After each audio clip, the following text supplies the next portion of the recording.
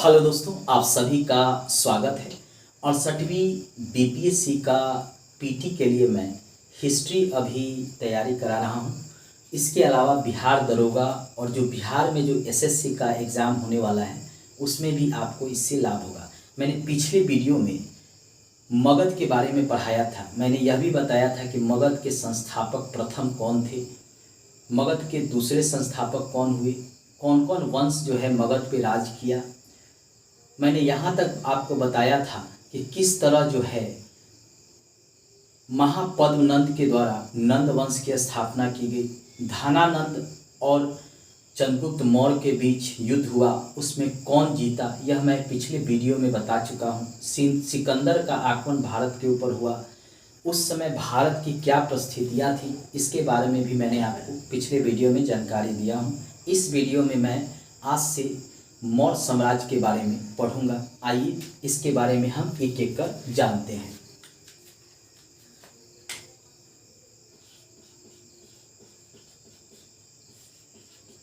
मौर्य साम्राज्य, देखिए मौर्य साम्राज्य की जो स्थापना हुआ था वह चंद्रगुप्त मौर्य के द्वारा किया गया था और इसमें चंद्रगुप्त मौर्य का गुरु चाणक्य ने उसको मदद किया था। चंद्रगुप्त मौर्य के द्वारा धनानंद को हराकर मगध पर कब्जा किया गया और उस समय से यह मौर्य साम्राज्य के रूप में जाना गया है। यानी धनानंद की हत्या कर चंद्रगुप्त मौर्य ने मौर्य साम्राज्य की स्थापना की। किसकी हत्या कर? धनानंद की हत्या कर। क्योंकि आपको पता है कि महापद्मनंद का बेटा धनानंद मगध का शासक था और उसी से चंद्रगुप्त मौर्य का युद्ध हुआ था और उस युद्ध में धनानंद जो है मारा गया था। उसके बाद जो है चंद्रगुप्त मौर्य जो है मौर्य साम्राज्य की स्थापना करता है और उसके बाद जो है यह अपनी राजधानी जो है पाटलिपुत्र ही रखता है। पाटलिपुत्र, ठीक है, राजधानी। 322 ईसा पूर्व में गद्दी पर बैठता है। कौन? चंद्रगुप्त मौर्य। उसके बाद जो है यह अपना राज्य भी विस्तार करता है। सबसे पहले सेल्यूकस निकेटर जो सिकंदर का सेनापति था उससे इसका युद्ध होता है। इसके कई कारण थे। चूंकि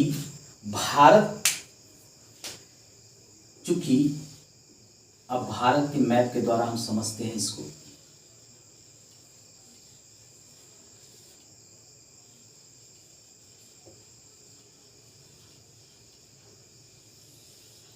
देखिए इधर जो है पाकिस्तान है और इसके ऊपर जो है अफगानिस्तान है। भारत पर मौर्य साम्राज्य की स्थापना हो गया था। अब जो है यहाँ पे ब्यास नदी था, यहाँ तक मगध का क्षेत्र फैला हुआ था धनानंद का। अब पश्चिम से सेल्यूकस निकेटर जो है अपना पूरब के तरफ सीमा का विस्तार करना चाहता था और इधर जो है चंद्रगुप्त मौर्य जो है पश्चिम के तरफ जो है अपना विस्तार करना चाहता था। दोनों के अपने अपने हित थे, इसीलिए जो है दोनों के बीच युद्ध का कारण भी बनता है। सेल्यूकस निकेटर के दिमाग में यह पहले से यह बना हुआ था कि जो सिकंदर का अभियान शुरू हुआ था दिग्विजय का, यानी भारत को जीतने का, उसको हमको पूरा करना है और इसी कारण सेल्यूकस और चंद्रगुप्त मौर्य के बीच 305 ईसा पूर्व में युद्ध होता है। 305 ईसा पूर्व में सिकंदर का सेनापति सेल्यूकस निकेटर और चंद्रगुप्त गुप्त मौर्य के बीच युद्ध। चंद्रगुप्त मौर्य क्या करता है, इस युद्ध को जीतता है। यानी सेल्यूकस और चंद्रगुप्त मौर्य के बीच 305 ईसा पूर्व में युद्ध हुआ और उसमें जो है चंद्रगुप्त मौर्य जीतता है। उसके बाद वह सेल्यूकस निकेटर से 4 क्षेत्र प्राप्त करता है। कौन कौन? काबुल, कांधार, हेरात और मकरान। ये 4 क्षेत्र जो है सेल्यूकस निकेटर से प्राप्त करता है चंद्रगुप्त मौर्य। और उसकी पुत्री जो रहती है कार्नेलिया, उससे भी चंद्रगुप्त मौर्य विवाह करता है और इसके बदले में वह 500 हाथी सेल्यूकस निकेटर को देता है। मतलब इतना बड़ा क्षेत्र प्राप्त किया।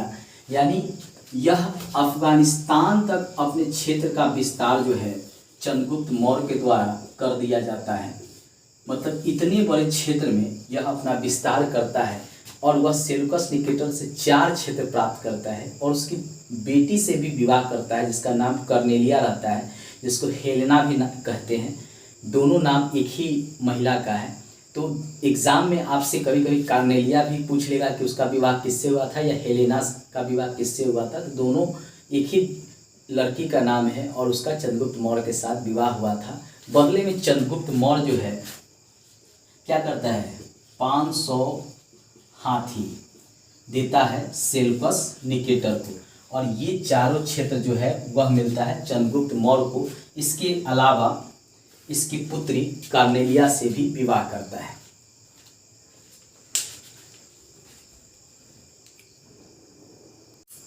चंद्रगुप्त मौर्य के बारे में जानकारी कई बुक से मिलता है, जिसमें प्रमुख जो है मुद्रा राक्षस है जो विशाख दत्त द्वारा लिखा गया है।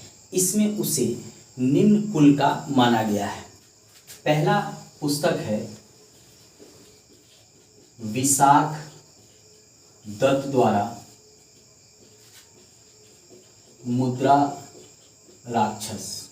इसमें जो है निम्न कुल का चंद्रगुप्त मौर्य को माना गया है।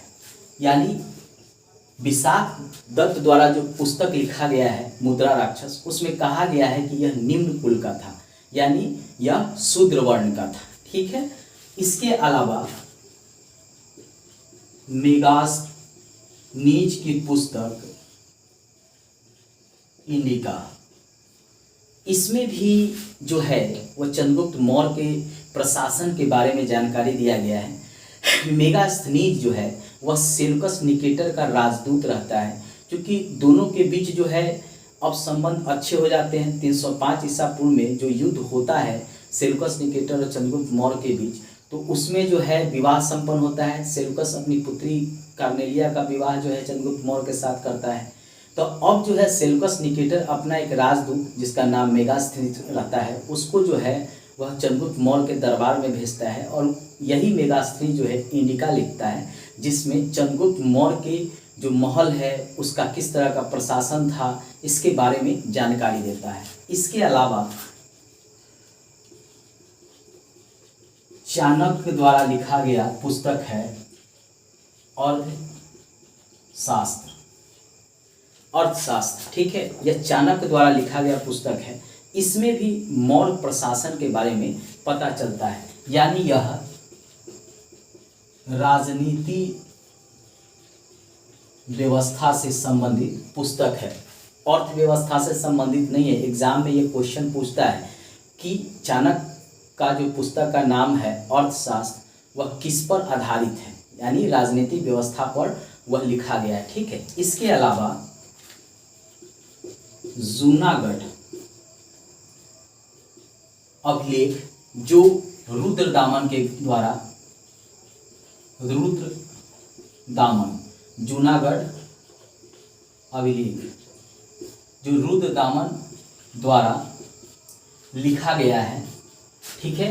इसमें भी जो है चंद्रगुप्त मौर्य के बारे में जानकारी मिलता है। यानी ये कुछ प्रमुख अभिलेख हैं, पुस्तक हैं जिसके बारे में, जिससे चंद्रगुप्त मौर्य के बारे में, प्रशासन के बारे में, वहाँ की इकोनॉमिक के बारे में, वहाँ के समाज के बारे में, वहाँ की अर्थव्यवस्था के बारे में, धर्म के बारे में जानकारी मिलता है। चंद्रगुप्त मौर्य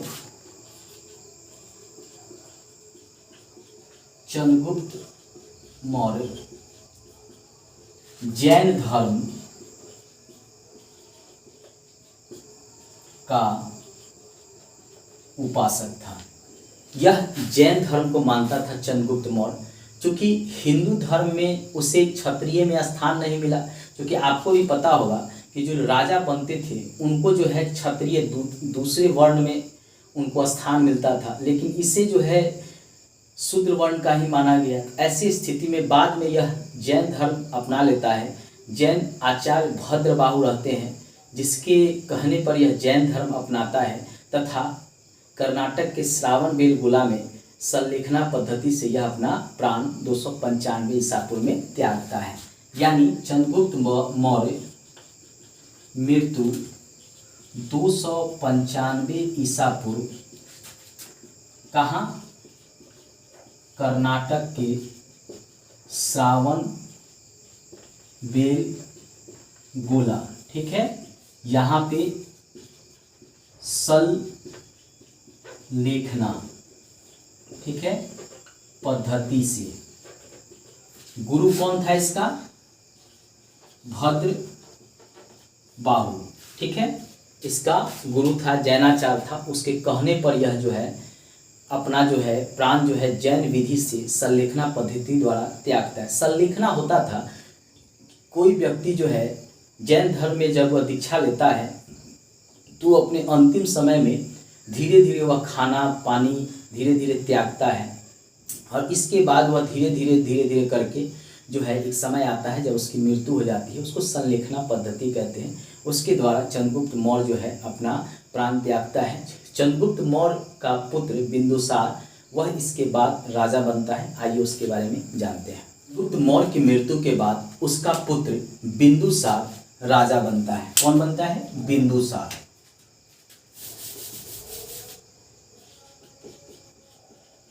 बिंदुसार, ठीक है। यह क्या बनता है? राजा बनता है। कहाँ का? मौर्य साम्राज्य का, ठीक है। यह राजा बनता है।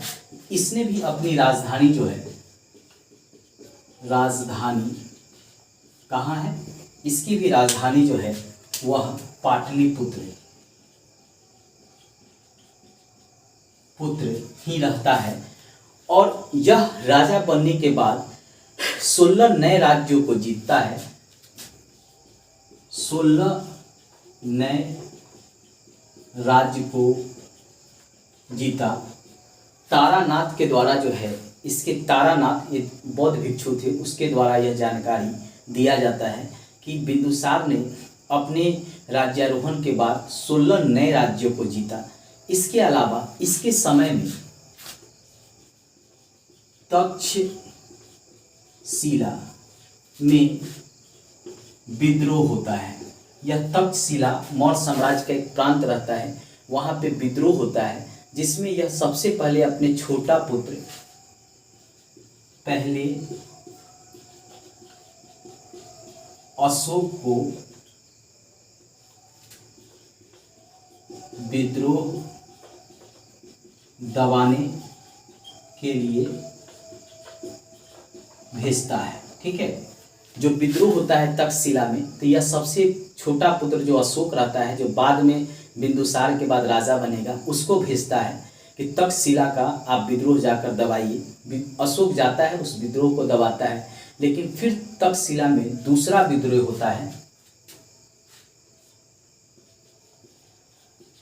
दूसरा विद्रोह होता है, ठीक है। इस समय यह पुत्र सुसीम, जो इसका बड़ा लड़का, ठीक है, लड़का रहता है, उसको भेजता है, और वह जो है तक्षशिला का विद्रोह को जो है दबाता है।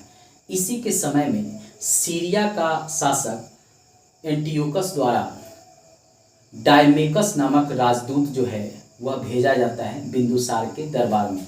सीरिया शासक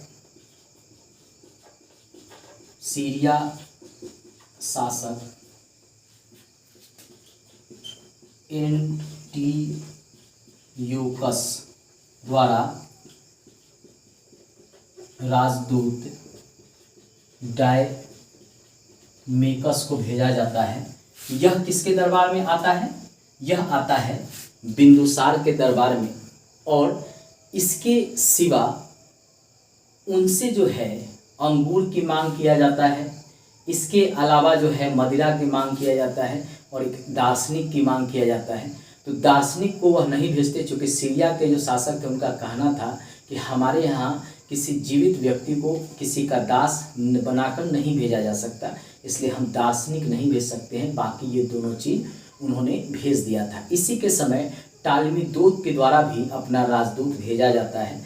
उसके बाद बिंदुसार की मृत्यु के बाद जो है अशोक जो है शासक बनता है। अशोक को बिंदुसार शासक नहीं बनाना चाहता था, वह अपने बड़े पुत्र सुसीम को ही बनाना चाहता था। लेकिन अशोक ने अपने 99 भाई की हत्या कर राजगद्दी को प्राप्त किया है और उसके बाद जो है वह शासन किया है। आगे हम अशोक के बारे में नेक्स्ट वीडियो में पढ़ेंगे। आप मेरे प्रत्येक दिन वीडियो को देखिए। हाँ, किस तरह से प्रश्न इसमें पूछे जाएंगे वह भी आपके लिए जानना जरूरी है। प्रश्न पूछेगा, देखिए यह भी जानना जरूरी है कि एग्ज़ाम में किस तरह के प्रश्न पूछे जाते हैं। सबसे पहले प्रश्न तो पूछेगा कि चंद्रगुप्त मौर्य कब मौर्य साम्राज्य की स्थापना किया था, धनानंद को वह कब हराया था, दूसरा युद्ध जब सेल्यूकस से किया तो उसको कौन कौन सा क्षेत्र प्राप्त हुआ था, किसमें उसे निम्न कुल का माना गया है, किस पुस्तक में, रुद्रदामन के जूनागढ़ अभिलेख में किस मौर्य शासक के बारे में वर्णन है, किस विधि से उसने अपने प्राण को त्यागा, कहाँ पे उसने अपने जो है प्राण को त्यागा, अंतिम समय में वह किस धर्म से दीक्षित हुआ था। तो यह सब प्रश्न पूछता है। बिंदुसार के बारे में सबसे ज़्यादा प्रश्न पूछता है कि तक्षशिला में जो विद्रोह हुआ था उसमें दबाने के लिए उसने अपने किस पुत्र को भेजा था। इसके अलावा कहाँ से राजदूत जो है बिंदुसार के दरबार में आया था। इस तरह के प्रश्न बीपीएससी में भी, बिहार दरोगा में भी, ऑन पीसीएस में भी, रेलवे, बैंक, एसएससी में भी पूछे जाते हैं। इसलिए आपको जरूर लाभ होगा। इस तरह के जो प्रश्न हैं वह आप इस तरह याद कर सकते हैं। धन्यवाद।